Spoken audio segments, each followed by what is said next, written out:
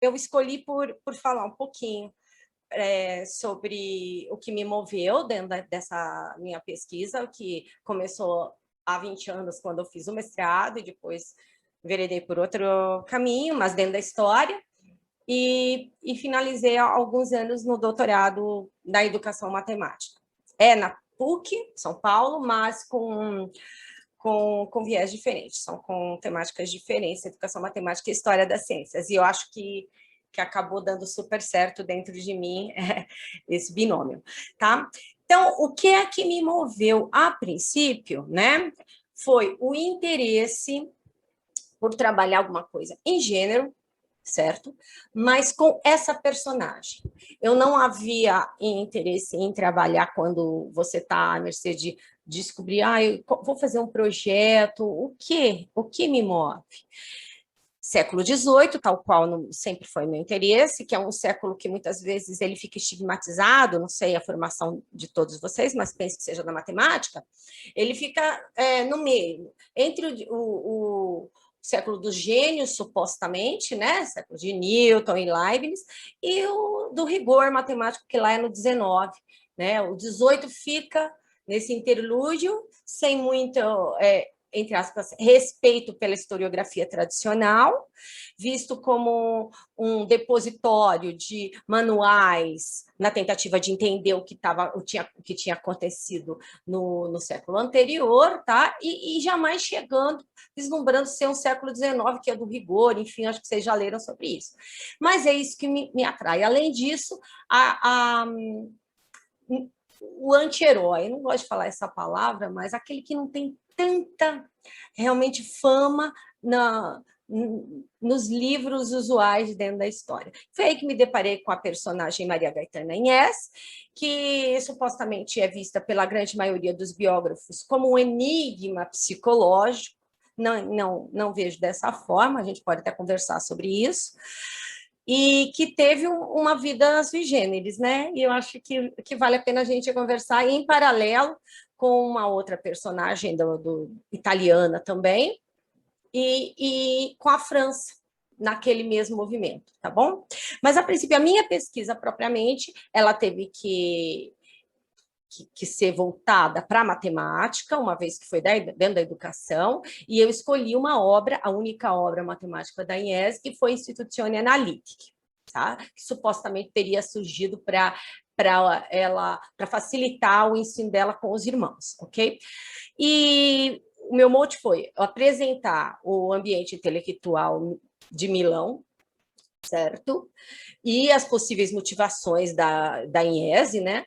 Considerando esse ambiente intelectual europeu também como um todo, naquele período, né? Que a gente sabe que era o que prevalecia eram as discussões sobre filosofia natural, enfim, muita prática, estudos empíricos, enfim. E verificar as circunstâncias pelas quais o cálculo, porque dentro da matemática foi isso que eu trabalhei, o cálculo e a análise matemática chegaram à Península Itálica. Quem tem da análise matemática, toda vez que eu falo cálculo e análise, não nos moldes que a gente conhece hoje, certo? Que foi, repito, consolidado mesmo lá no século XIX, não no XVIII. Estamos ainda no XVIII, naquela tentativa de ver o que estava acontecendo, certo? Para eu comentar, então, sobre o trabalho dela, falando, a grosso modo, como que era a educação no século XVIII, de forma geral, tá? Foi um ano que houve essa construção do mito da educação, mito essa construção que prevalece até hoje, né? Foi ali que começou. Antes disso, o que a gente entende por educação não era bem dessa forma, né? Surgiu, obviamente, como uma possibilidade de renovação da sociedade. Eu deixo entre aspas essas pequeninas palavras, porque em que medida realmente seria uma renovação, da mesma forma a organização, que vai ser delineado um novo sistema escolar, então entenda sistema escolar não nos modos que a gente entende sistema escolar, a gente não pode tem que ter um cuidado, vocês sabem bem, vocês estudam, história, o primeiro cuidado é a gente não ser anacrônico. Eu estou falando de alguns séculos atrás, então qualquer palavra a gente tem que tomar muito cuidado, né? Então, se delineava um novo sistema escolar, mais orgânico, mais submetido ao controle público, isso que é importante. Controle público esse que a gente não entende só como a política, religião, tudo junto misturado, né? Uma característica muito interessante que é diferente do que acontecia nos séculos anteriores, que prevalecia a utilização do latim, neste momento, os manuais de ensino, livros, enfim, qualquer coisa que remetesse à ideia de difusão, estava se tentando buscar o quê? Utilizar a língua nacional, em vernáculo, no caso. E também tinha uma tendência para se explorar os saberes úteis. O que seriam esses saberes úteis? Certo? Conhecimentos que tivessem aplicação, certo? A matemática aplicada, mas não ainda a aplicada, né? Como a gente conhece hoje, mas assim, voltada para o entendimento dessa filosofia natural que requeria o quê? Explicações, e a matemática surgia como realmente a forma de se explicar toda essa natureza, né? Que despontava mais pelo iluminismo, enfim, tudo movimento contemporâneo, né? Dentro da didática, né, dava lugar a esses processos de ensino que mais pautados pela experiência, que é o empirismo, né, e a difusão. Então, é importante difundir esse conhecimento por meio, principalmente, do quê? Do livro. Por isso, uma enormidade, uma quantidade muito grande de manuais de ensino. Bem, a educação surgia como o meio mais adequado e eficaz de dotar a sociedade de comportamentos homogêneos. Quer dizer, comportamentos homogêneos é algo complicado, né? E funcionais para o seu desenvolvimento. Emancipando-se dos modelos religiosos autoritários do passado. Que passado seria esse? Que não foi extinto totalmente. O passado seria a igreja, mas a igreja não foi deixada à margem, mesmo sendo o momento em que houve a crise do catolicismo, estava havendo a reforma, tá? A igreja continuava com o poder e tem muita influência no que a gente vai comentar, tá? A Inés é muito influenciada por essa igreja, tá certo? Bem, dentro da Itália, na verdade, nem a Itália ainda. A Itália estava sob o domínio do Império Austro-Húngaro, então era a Península Itálica.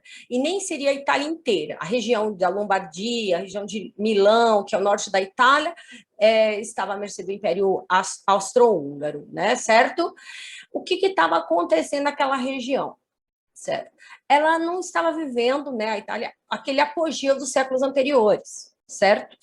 Existia, contudo, uma nova elite que estava emergindo, formada principalmente pelos burgueses, mas o poder se concentrava ainda nas mãos de uma minoria remanescente da aristocracia e das famílias feudais.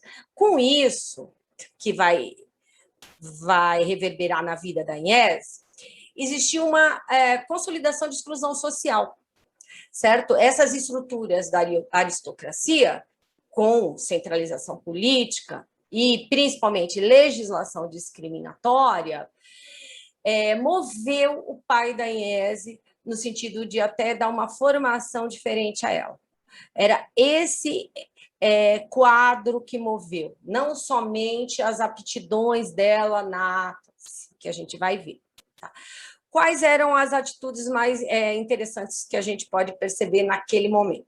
Os magistrados e governantes tinham seus descendentes ocupando suas posições, né, principais, e as escolas, principalmente os colégios jesuítas, tinham as vagas já reservadas para os filhos dessa elite. Filhos, entenda-se, algumas vagas, não as posições mais importantes, mas algumas vagas para os filhos dessa nova elite burguesa, onde o pai da Inese se enquadrava, mas eram os filhos homens, certo? Bem, então, apesar de se falar de uma mudança, e aliás, era o tom daquele período, né? Na verdade, era um retrocesso. Tá? Imperava a repressão, eram princípios autoritários. Se vocês lerem sobre como era a forma, a educação, mesmo para os meninos, era totalmente engessado, enfim, né? E não havia abertura para participação, nem sequer na política, menos ainda na gestão desse ensino. E, apesar dos jesuítas estarem enfraquecidos, presume-se que ainda houvesse, é uma quantidade muito grande, 669 colégios jesuítas espalhados na Europa, seguindo essa forma de ensino, né? E eram estrategicamente colocados para minimizar a força da reforma protestante, né? Que estava se consolidando principalmente mais no norte da Europa, ou no leste europeu, digamos assim, tá certo? Isso se contrapõe ao espírito que se instaurava na França. Falei tudo isso, gente, para lembrar que é neste momento que na França tem um movimento contrário da liberdade. O iluminismo está começando a quê? A florescer. Então, não teve iluminismo na Itália? Teve. Mas teve um iluminismo diferente, tá?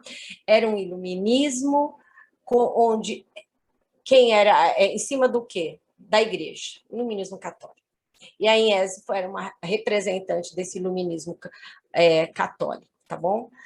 Bem, então, agora, falando da Agnese, ela teve uma vida bem longa, 1718 a 1799. Ela era a filha mais velha de 21 filhos, certo? Não é pouco, mas era normal. Família, em tempo, ela era mais velha de 21 filhos, sendo que a maioria era do segundo casamento do pai dela. Então, ela acabou tendo que, apesar de ser rica, né, de família burguesa, ela que acabou dando conta até do cuidado com os irmãos mais novos.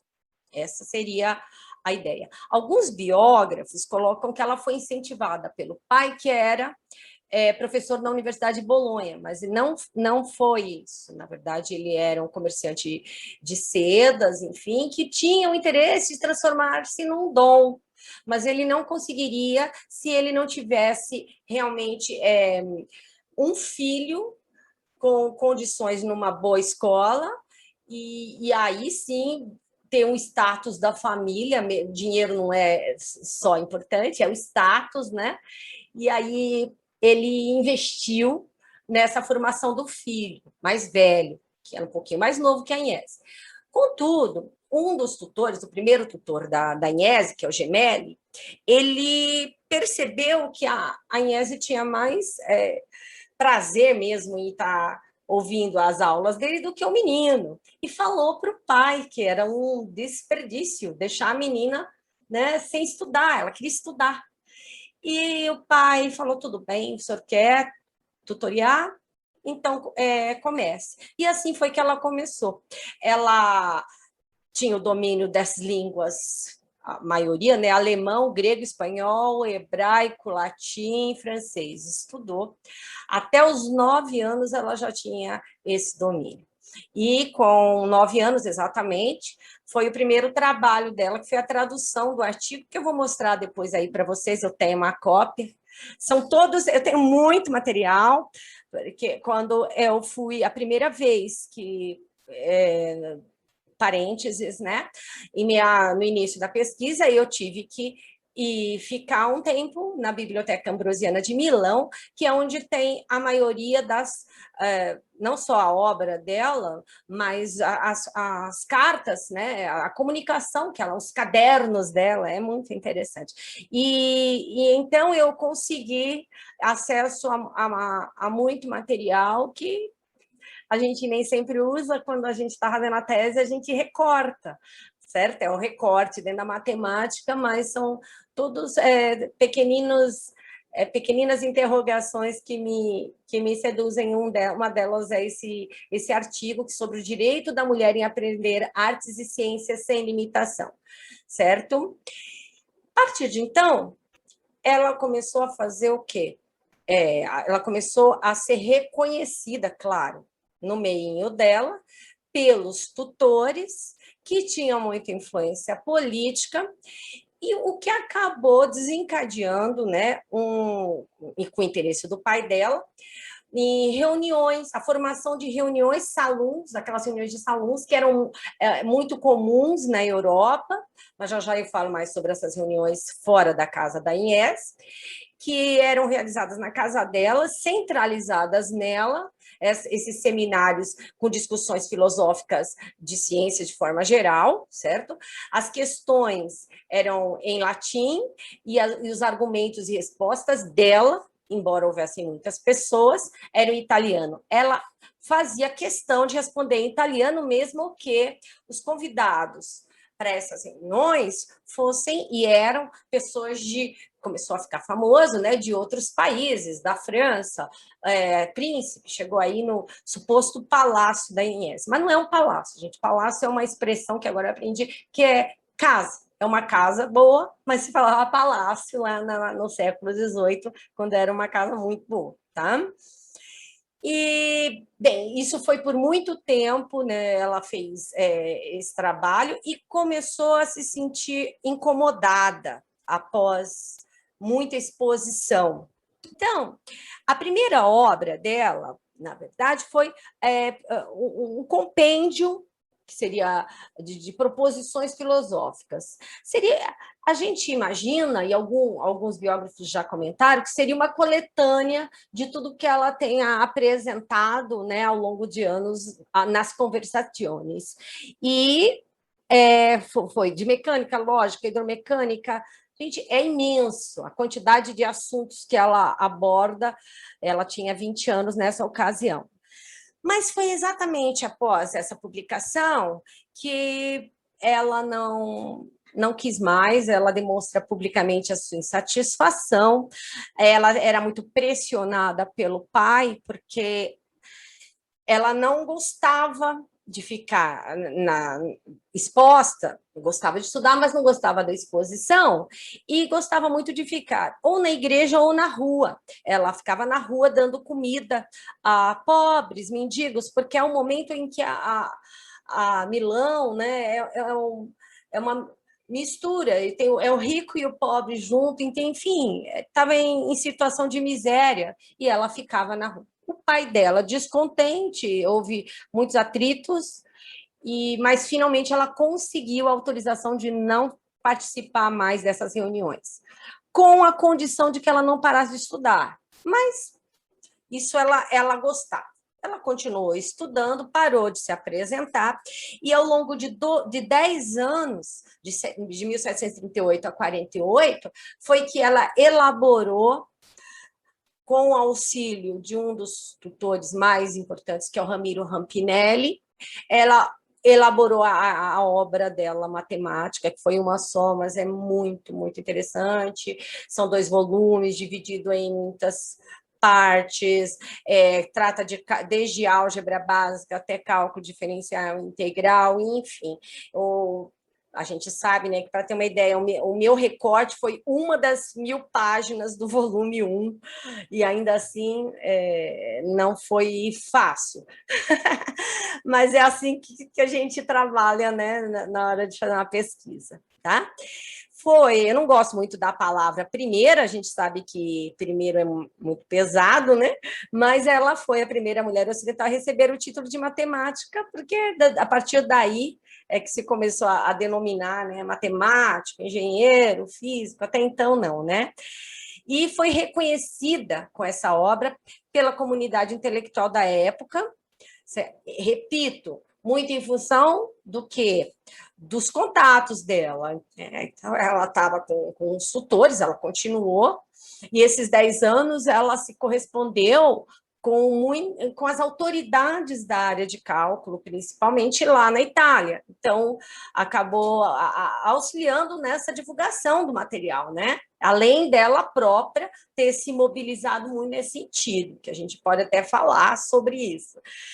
Mas, passado algum tempo, o pai dela morre, e imediatamente após a morte do pai dela, ela abandona definitivamente tanto a matemática quanto qualquer qualquer interesse voltado para estudo ou para casa, ela não faz voto de pobreza, ela não se transforma em freira, como alguns colocam, né? Virou freira e foi para um convento, não. Ela continuou cuidando de mulheres, especificamente pobres, prostitutas, doentes. E esse trabalho dela foi o que deu força para a criação posterior de um albergue. E ela ficou como diretora desse albergue até 1799, 47 anos, que é a maior parte da vida dela, até porque nessa 1752 ela era ainda jovem, certo? Bem, um parênteses para falar sobre essas conversações que existiam em Milão, porque era muito comum, né? Na verdade, existia na França essas conversações com mais envoltura, e muito em função de uma divulgação do Francesco Algorotti, não sei se vocês conhecem, ele era italiano, mas de Veneza, e foi para a França, viajava, né? E em uma das ocasiões, ou muitas das ocasiões, ele se hospedava ou visitava o castelo de Cirré, na França, que era o castelo da Madame Châtelet, que eu vou comentar sobre ela mais adiante, certo? E mediante as conversas, os encontros dele com o Voltaire e a Marquesa de Châtelet no castelo, e também inspirado pelos escritos de Fontenelle, ele acabou publicando em 1737 essa obra que é o newtonianismo para a mulher, né? Principalmente focando o problema das luzes e da cor, né? Que vocês estão vendo aqui a capa, essa aqui é a capa da obra, certo? Ela foi publicada em 1737 com o propósito de difundir a filosofia natural newtoniana. Só que esse modelo de relação, bem, se vocês tiverem oportunidade, ele está disponível no YouTube, não, naquele domínio público. Eu penso que é uma obra fácil, né, para achar. É um diálogo entre um filósofo e uma moça, certo? E uma mulher, que seria a marquesa, uma marquesa, né? Mas é totalmente diferente do que acontecia nas conversações em Milão, tá? Então, porque a princípio muitos pensam, eram aquelas reuniões de salão tal qual o modelo da francês, não, tá? Então, eu destaco aí que esse modelo de relação entre gêneros já era conhecido pela sociedade francesa, certo? Mas era relativamente novo e interessante na Itália. Então, existiu, sim, uma reprodução desse modelo de reunião na Itália? Sim, mas não na casa da Agnès, certo? Por que não? Porque o que o Algorotti sugere é uma associação do pensamento matemático abstrato, da prática, ou seja, da matemática propriamente dita, né, dessa compreensão, ele associa com a masculinidade. E em oposição a uma inclinação que é supostamente feminina para sentimentos, imaginações e outras habilidades. Ou seja, constantemente na obra, ele se refere a algum assunto mais complexo, ele tenta tornar coloquial o que Newton fez, falando, não, mas tipo, Marquesa, olha, é até aqui, a senhora não precisa se preocupar tanto com essa compreensão, como se ela fosse frágil para entender aquele conhecimento. É muito interessante, mas enfim, era uma obra, certo? Com relação, então, voltando a Inés, na produção desse extenso material dela, que aqui eu tenho o frontispício da obra, como vocês veem, houve um entusiasmo junto à comunidade, ele foi considerado um dos mais completos materiais sobre assuntos de cálculo e de análise na ocasião. Ela recebeu presentes, né, tanto da Imperatriz Maria Teresa da Áustria, quanto do próprio Papa, e além de ter sido indicada para ser professora na Universidade de Bolonha pelo próprio Papa. E existem controvérsias, né? Uma é falar que o pai dela era professor lá, depois que ela foi professora, mas a verdade é que ela foi nomeada, literalmente, a revelia, porque ela não assumiu. E nas correspondências que a gente analisou, ela claramente fala que gostou, que se sente agraciada, né, agradecida, mas que ela não tinha interesse. E ela nunca deu aula na Universidade de Bolonha, como já coloquei. Um ano após a publicação, é muito interessante a gente ver essas diferenças de datas, né? Tão logo o livro foi publicado, também muito em função do quanto ela se envolveu na divulgação, ela se envolveu, parece que ela não estava assim nem aí, não. Ela não gostava daquele modelo, né, político mesmo, que estava no entorno da ciência, de forma geral, mas ela estava interessada em divulgar a obra dela.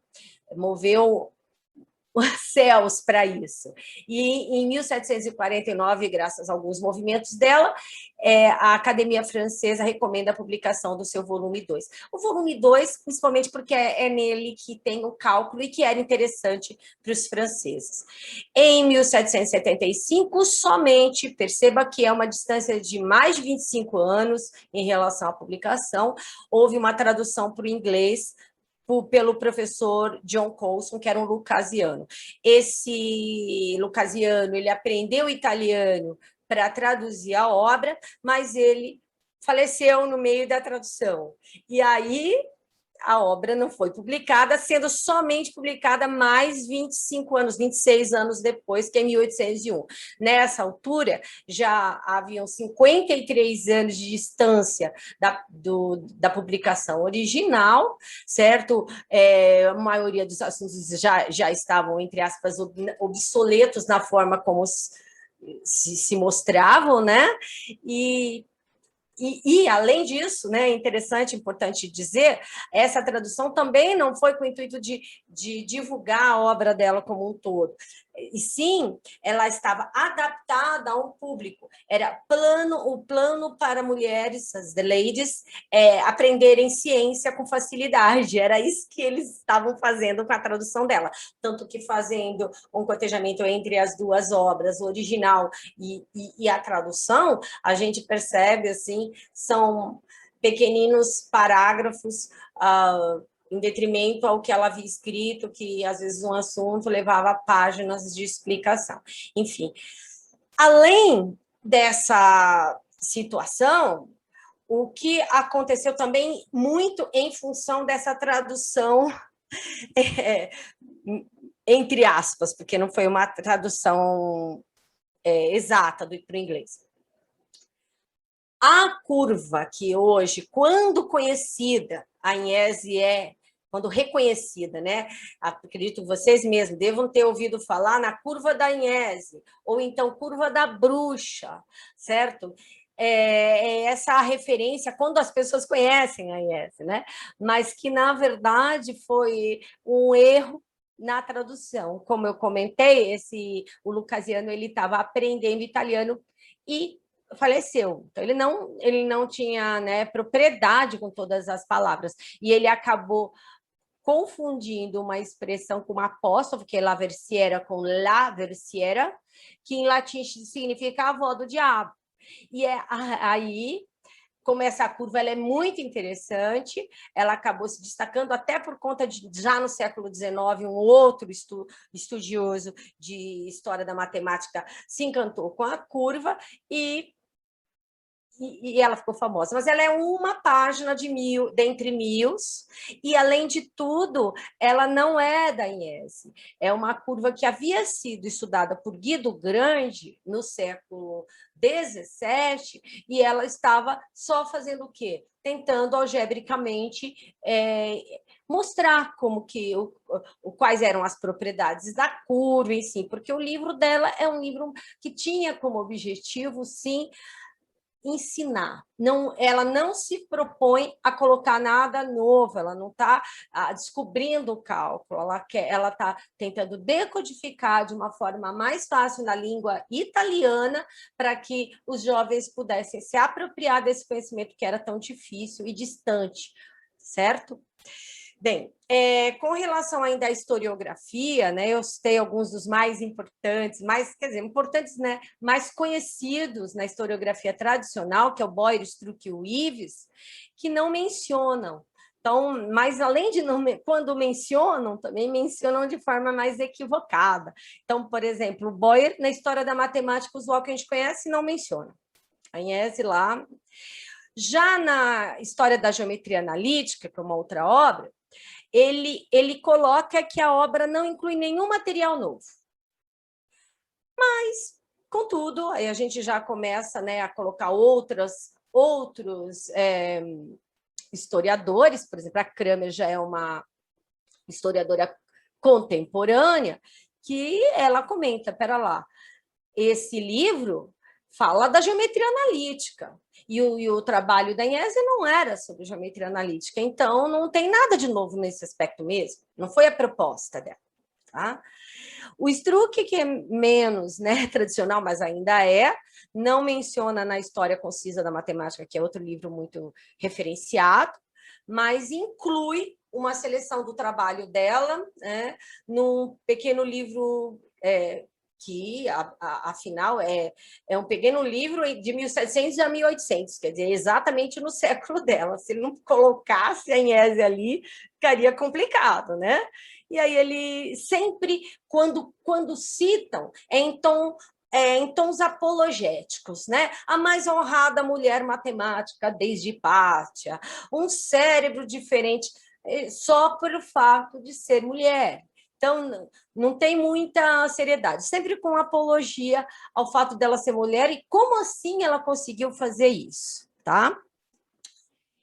O Ives, já com a introdução à história da matemática, ele acrescenta uma seção sobre a Agnese, com uma breve biografia, e ele comenta sobre a origem, e ele comenta com veracidade sobre a origem da expressão bruxa de Agnese, certo?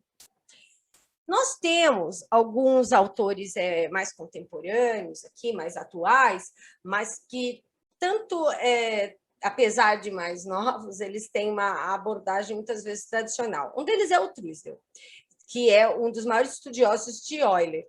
Euler, como vocês sabem, também é contemporâneo de Agnese. Uma das obras de Euler relacionadas ao que a Agnese estudou, eu confrontei, de Euler e de mais 3, 4 autores que estavam naquele momento escrevendo, para eu não falar algo que destoasse do que se apresentava naquele momento.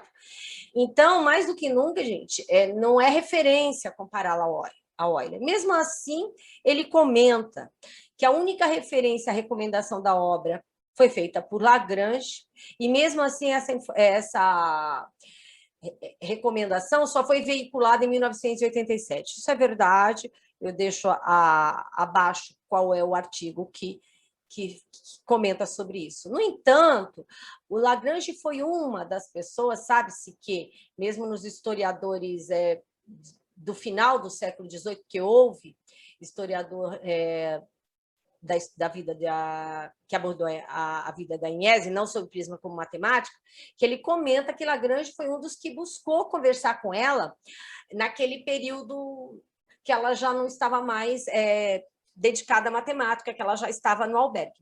E ela sempre se recusou, ela nunca recebeu ninguém. Então, ele foi realmente atrás, ele tinha interesse, ela não quis. Um outro detalhe que o Truesdell comenta, né, é que, apesar do reconhecimento acadêmico na ocasião da publicação, ou seja, ele fala, tá, ela foi reconhecida, mas a Itália não sofria com falta de texto, e ele considera o material de Agnese carente de originalidade quando comparado à obra de Euler, que é essa introdução para a análise do infinito, que é uma das obras mais famosas, certo? E aí a gente sabe que a Agnese publicou, coloco lá embaixo, com pressupostos de geometria cartesiana, totalmente diferente do foco de Euler. Tá? Além disso, como eu até coloco, não vou falando na ordem, gente, vou falando à medida que vem, né? A Tatiana Roque ainda comenta, as obras de Euler não tinham relação com o sistema de ensino, elas foram direcionadas para um público mais acadêmico, tá? E não há como, e Mazotti é um outro estudioso, mas que não é da matemática, é da filosofia e da história, e ele cita isso, que comparar o trabalho dela com os livros didáticos de Euler, nem seriam de livros didáticos, certo? Livros acadêmicos, ou ensaios de quaisquer outros matemáticos a ela contemporâneos, podem ser enganosas. A gente corre o risco em negligenciar as diferentes propósitos de cada autor e suas específicas e divergentes orientações culturais. Esse detalhe é muito importante, porque foi exatamente isso em que eu me ative ao longo da minha tese. Eu cotejei, sim, com contemporâneos e percebi que não tem como comparar. Ela enfoca de um jeito, determinado tópico, o outro de outra maneira, enfim. Somente é possível dizer que, sim, ela é, dentre os que eu comparei, Clairaut, Euler, o Sanderson, que era um livro-texto muito utilizado, certo? A linguagem dela era mais próxima do que a gente entende como didática hoje, né? Eu estou usando a palavra didática, mas que não existia naquela época. Mas esse é um diferencial que se observa na obra dela, certo? Então, a Iese, nas correspondências dela, nas introduções das obras, certo? Ela expressa convicção de que as mulheres deveriam ser instruídas. Então, ela mostrava a insatisfação social dela também nos escritos, certo? Na introdução da obra maior dela, ela faz uma dedicatória enaltecida sobre gênero ao se referir à imperatriz Maria Teresa da Áustria.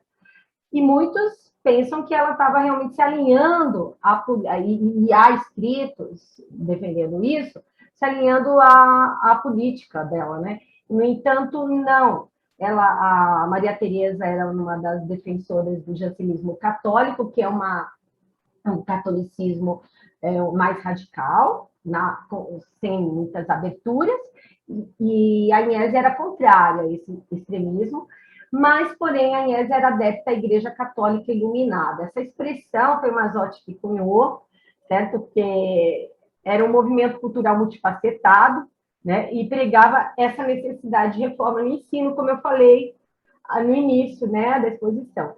E essa reforma se incluía, né, a inserção de materiais e métodos das ciências modernas, sobretudo o cálculo, né, mas não alterava o quadro geral religioso, ou seja, com o poder da igreja ainda lá, certo? A formação dela, com os tutores, ela está estreitamente vinculada a esse catolicismo iluminado, sobretudo na região de Lombardia, certo?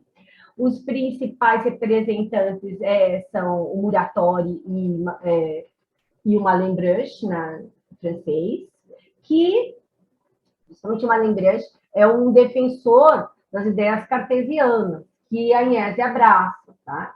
E sobre isso, né, a Agnese tinha uma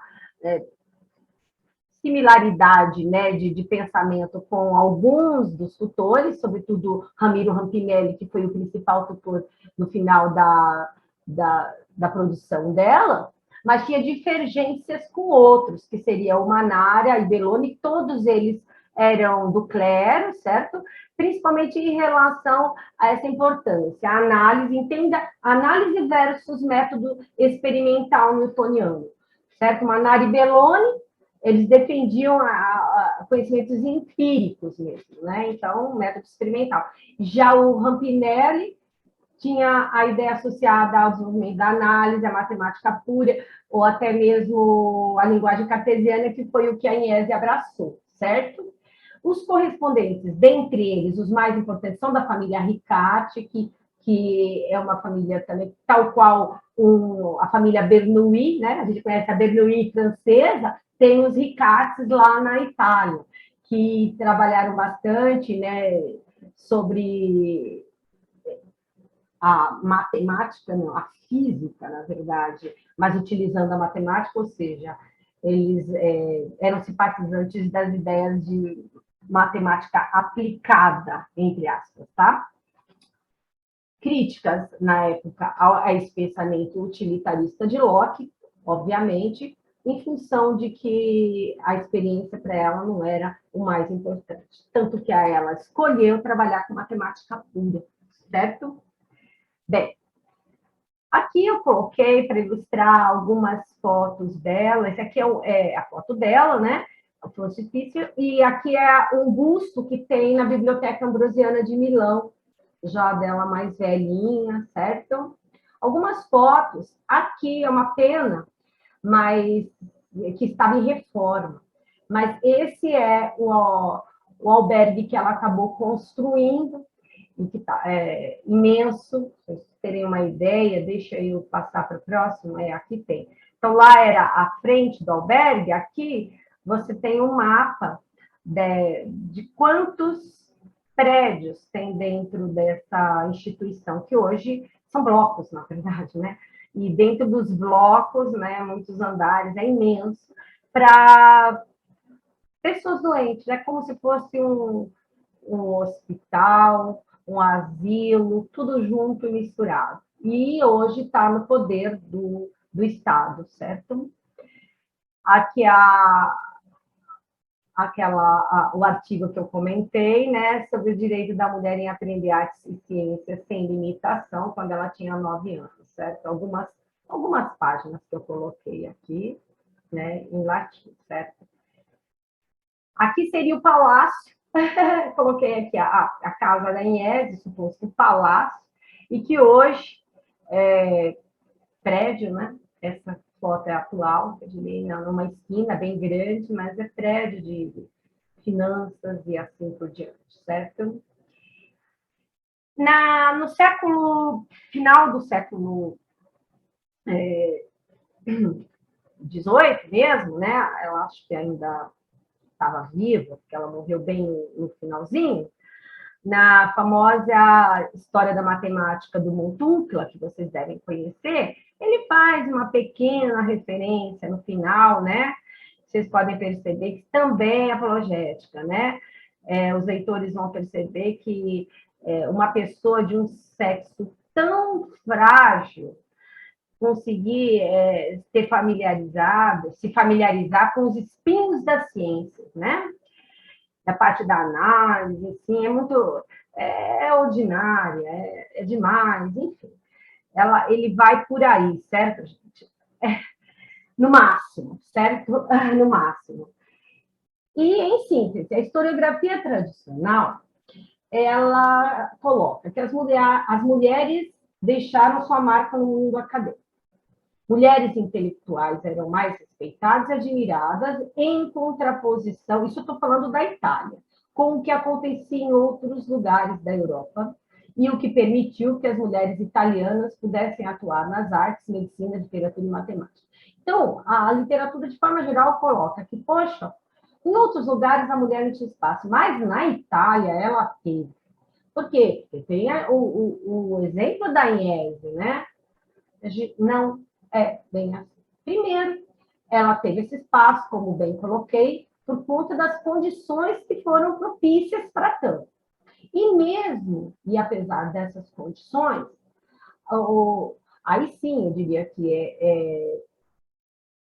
é um mistério, né? Como falam, como o Mazotti coloca, né? Um verdadeiro mistério psicológico, saber o motivo real dela ter desistido, porque nas correspondências ela não deixa tão claro, certo? Ela não deixa claro o motivo real. A gente espera um minutinho aqui, espera um pouquinho que eu estou de mudança para o Rio de Janeiro e tocou, mas enfim, caramba. Ela não deixa claro, e além disso, a gente sabe que não era tão simples assim, não era tão diferente assim. Tinha alguma singularidade. Então, eu vou mostrar mais um exemplo de contemporânea da Agnese na Itália, e que parece que realmente teve um espaço, teve tudo de oportunidade que uma pessoa poderia ter, e não foi bem assim. Que é a Laura Bass, vocês talvez devem conhecer, embora não seja na matemática, mas da anatomia, ela era professora de anatomia, mas enfim, era da ciência, professora de anatomia, na Universidade de Bolonha, a mesma universidade que a Inês havia sido convidada, mas ela queria, e ela foi oficialmente a primeira mulher a ensinar ciência em uma universidade na Europa. Também foi um pouquinho mais velha, né? Um pouquinho antecedia a Inês em alguns anos, então a Inês teve interesse, mandou uma cópia do livro dela para a Laura Bass, ela era referência, né? Interesse pela física newtoniana, né? E ela foi a figura-chave pela introdução dessas ideias na Itália. Olha que interessante. Ela, mulher, foi a figura-chave para a introdução das ideias newtonianas, e a Inês, mulher, foi uma das figuras-chave para tentar colocar essa compreensão mais acessível aos jovens, eu não diria aos leigos, né? Mas aos jovens que quisessem estudar. Certo? Realizou experiências, publicou muitos artigos, 28 artigos, e teve, aqui eu não coloco, mas ela teve acho que 12 filhos, mesmo a Tainese nunca casou, mas ela teve 12 filhos, e conseguiu um feito heróico e raro, que ela foi indicada para ser membro do grupo de elite, que era indicado pelo Papa Bento XIV, mesmo Papa que convidou a Inês para trabalhar, né, para ser professora em Bolonha. Certo? Esse grupo era um grupo fechado de 25 estudiosos, né, os tops da área, chamados beneditinos. Só que ela só conseguiu isso porque ela brigou muito, porque os outros 24, de certa forma, eles deviam muito ao longo do processo deles a ela. Ela ensinou, vamos digamos assim, muito desses estudiosos, ela contribuiu, e ela não era uma das pessoas. E ela brigou por isso, e tanto brigou também para ocupar essa cadeira de física experimental do Instituto de Ciência. E o marido era o assistente dela. Ela era a chefe da cadeira. Contudo, então parece interessante isso, que ela conseguiu conquistar. No entanto, na prática, sabe-se que a Laura Bass só deu aula em casa, quando jovem, para os tutorados dela, para os jovens que tinham interesse. Na universidade, ela era membro, ela não abria mão de ser membro, mas ela nunca deu aula. Quem dava aula, por exemplo, nessa cadeira de física experimental, até onde eu li, era o marido dela, que era assistente de ensino. Bem, foi eleita para várias sociedades literárias, enfim, e tem essa correspondência com pares como a grande maioria dos estudiosos. Então, na verdade, sim, havia uma certa facilidade, eu digo facilidade entre aspas, eu diria muito em função de que na Península Itálica tinha o Papa Bento XIV e a força desse iluminismo católico que estava lá, naquela região no norte. Se não fosse isso, elas não teriam tido essas oportunidades que tiveram. Isso é o que eu penso. Mas, enfim, a gente pode discutir sobre isso, tá? Bem, aí, agora sai um pouquinho e vamos para a França, sai da Itália, né?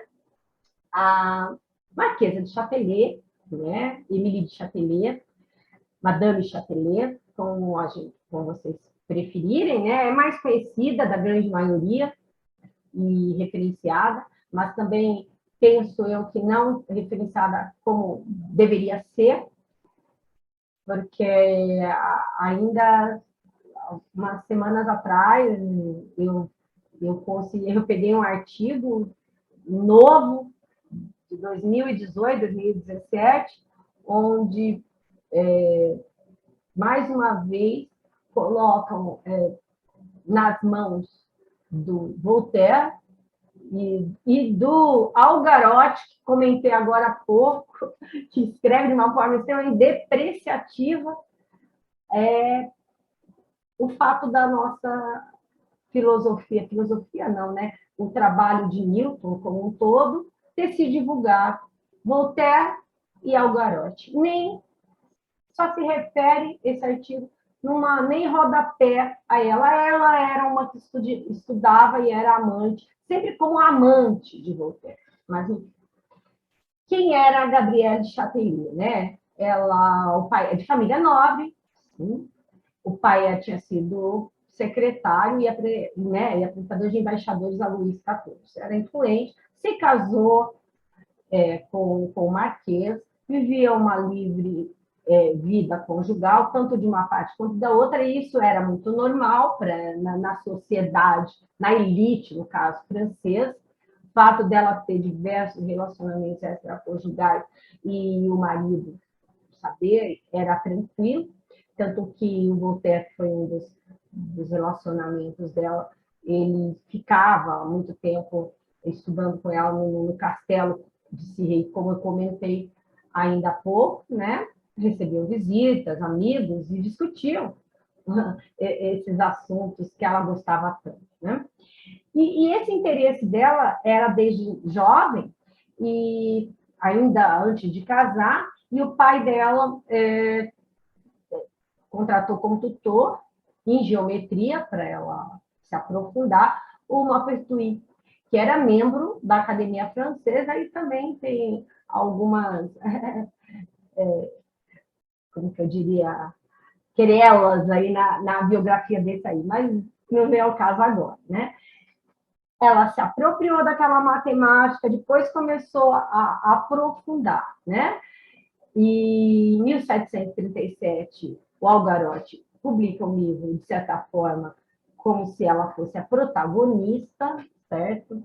Mas eu duvido que a Madame Chapelier falasse daquela forma tão frágil como é colocado na obra do Algarotti. Mas, enfim. Em 1738, ela, de forma anônima, se inscreve num concurso que Voltaire, que na época era o amante dela, também havia se inscrito, para fazer uma dissertação sobre a natureza do fogo e sobre a natureza da luz, certo? Quando descobrem, foi um escândalo, mas não importa, ela conseguiu ser a primeira a se inscrever num concurso onde só era permitido a inscrição de homens, certo?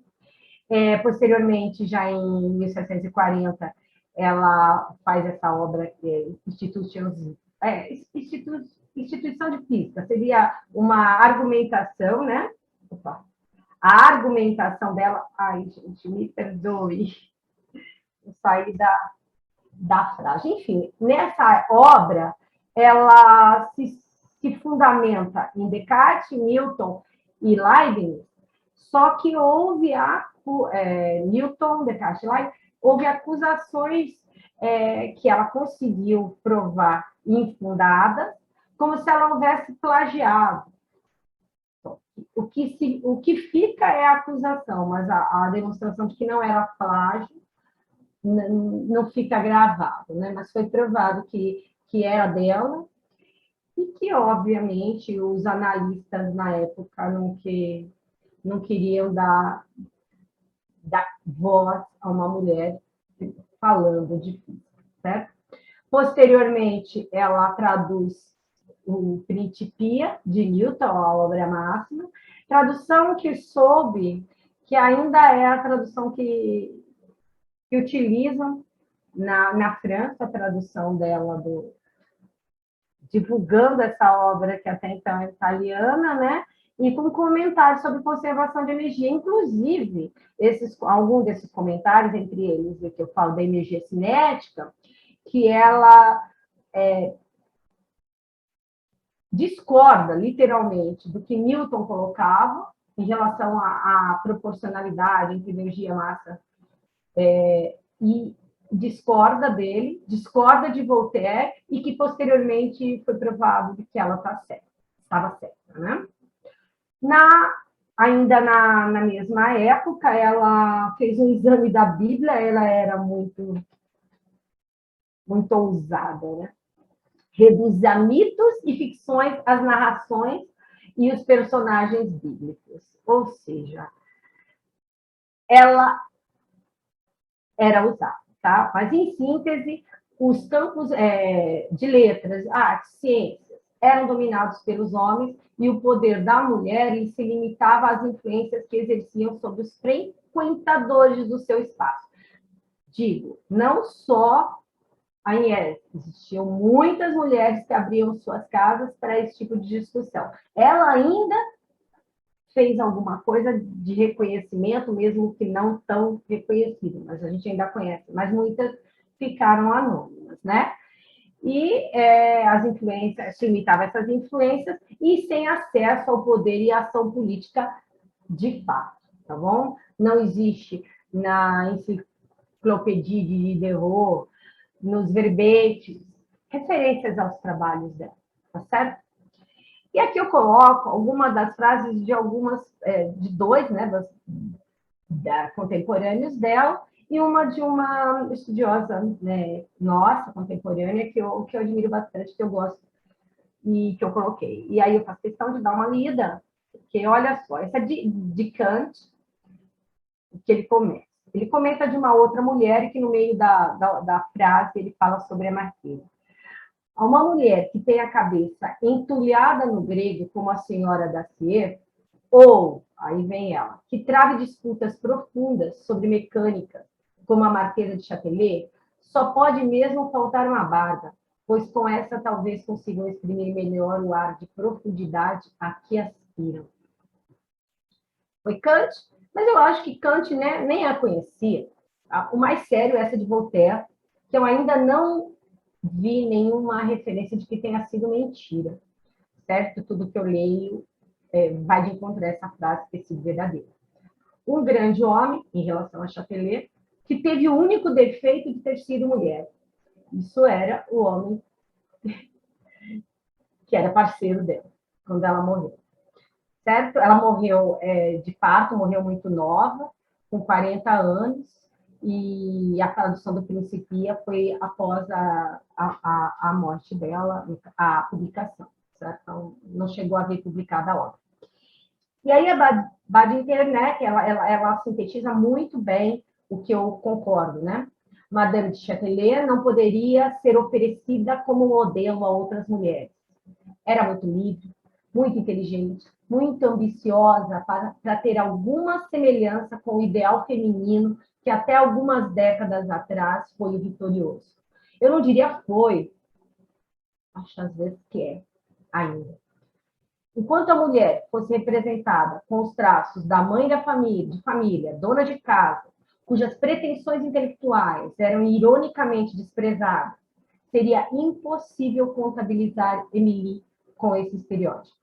Impossível passar a amante escandalosa de Voltaire por uma esposa fiel, a mulher de ciências por uma mãe atenta e devotada.